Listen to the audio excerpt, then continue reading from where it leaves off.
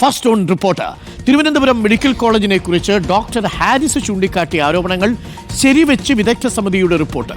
വിദ്യാർത്ഥിയുടെ ഉൾപ്പെടെ ശസ്ത്രക്രിയ ഉപകരണങ്ങൾ ഇല്ലാത്തതിനാൽ മുടങ്ങിയിട്ടുണ്ട്. ഉപകരണങ്ങൾ പിരിവിട്ടു വാങ്ങുന്നുവെന്ന് വിദഗ്ധ സമിതിക്ക് മുന്നിൽ രോഗികളും മൊഴി നൽകിയിട്ടുണ്ട്. ഉപകരണങ്ങൾ വാങ്ങാൻ ഡോക്ടർ ഹാരിസ് നൽകിയ അപേക്ഷ കളക്ടർ ഓഫീസിൽ കെട്ടിക്കിടക്കുകയാണ്. അതിനിടെ മോഴ്സിലേറ്റർ അപകടം പിടിച്ച ഉപകരണമെന്ന് ഡോക്ടർ ഹാരിസ് ഫേസ്ബുക്ക് പോസ്റ്റ് ഇടുകയും ചെയ്തിട്ടുണ്ട്. അരുൺ സോളമനുണ്ട് കൂടുതൽ വിവരങ്ങളുമായി.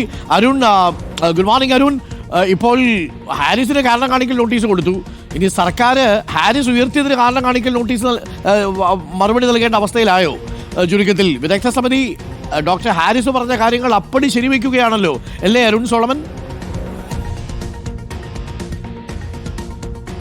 Good morning Arun. തീർച്ചയായിട്ടും, കാരണം വലിയ ഒരു പ്രതിയാകുന്ന തരത്തിലുള്ള നീക്കങ്ങളാണ് കഴിഞ്ഞ ദിവസങ്ങളിലൊക്കെ നടന്നെങ്കിൽ ഇപ്പോൾ ഈ വിദഗ്ധ സമിതി നൽകിയിരിക്കുന്ന റിപ്പോർട്ട് പ്രധാനമായിട്ടും ഹാരിസ് ഉന്നയിച്ച ആരോപണങ്ങളൊക്കെയും പൂർണ്ണമായിട്ടും ശരിവെക്കുന്ന തരത്തിലാണ്. കാരണം ഹാരിസ് ആദ്യമായി ഇത്തരത്തിലൊരു ഫേസ്ബുക്ക് പോസ്റ്റ് ഇടുന്ന ഒരു സാഹചര്യം ഉണ്ടാകുന്നത് ഒരു വിദ്യാർത്ഥി തൻ്റെ മുന്നിലെത്തിയപ്പോൾ ആ വിദ്യാർത്ഥിയെ വളരെ നിരാശയോടുകൂടി ശസ്ത്രക്രിയ നടത്താൻ കഴിയാതെ മടക്കി അയക്കേണ്ടി വന്ന ഒരു സാഹചര്യത്തിലാണ് അദ്ദേഹം സമൂഹ മാധ്യമത്തിലൂടെ തുറന്ന് പ്രതികരിക്കേണ്ടുന്ന ഒരു അവസ്ഥ വന്നത്. അത് പൂർണ്ണമായിട്ടും വിദഗ്ധ സമിതി ഇപ്പോൾ ശരിവെക്കുന്ന തരത്തിലുള്ള റിപ്പോർട്ടാണ് വന്നിരിക്കുന്നത്. 2 ശസ്ത്രക്രിയകൾ പ്രധാനമായും മുടങ്ങിയിരിക്കുന്നു. ഇതിന് പിന്നാലെ തന്നെ ഈ ഉപകരണം കേടായി എന്നുള്ള, മനഃപൂർവ്വമായി കേടാക്കി എന്നുള്ള ഒരു ആരോപണം ഉണ്ടായിരുന്നു. അത് പൂർണ്ണമായിട്ടും ഇപ്പോൾ തള്ളിയിരിക്കുകയാണ്.